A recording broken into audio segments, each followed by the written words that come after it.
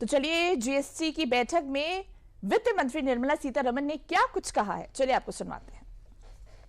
Common man and middle class items में there is a complete reduction. Reduction from 18 or from 12 to 5%. I list out those items, all of whom have come to 5% from either 18 or from 12. Common man items such as hair oil, toilet soap, soap bars, shampoos, toothbrushes, toothpaste, bicycles, tableware, kitchenware, and other household articles have all come to 5, whether they were in 18 or whether they were in 12.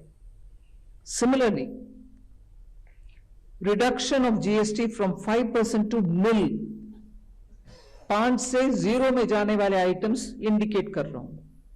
Ultra high temperature milk, the UHT milk, chhena और paneer, all the Indian breads will see nil rate. So रोटी किसी के ऊपर भी, चपाती और रोटी और पराठा और whatever it is, they all come to nil. Reduction of GST from 12% or from 18% to 5. इसमें food items बहुत सारे हैं, नमकीन से भुजिया है, सॉसेस है, पास्ता है, इंस्टेंट नूडल्स है, chocolates, coffee, preserved meat, cornflakes, butter, ghee, ये सब 5% में आ रही है।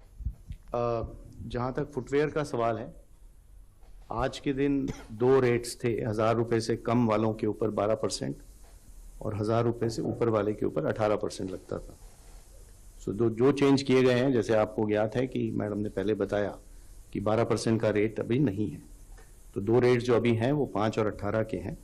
5% पे जो 2500 से कम वाली वस्तुएं वाले फुटवेयर हैं और 18% पे जो 2500 से ऊपर वाली वस्तुएं हैं।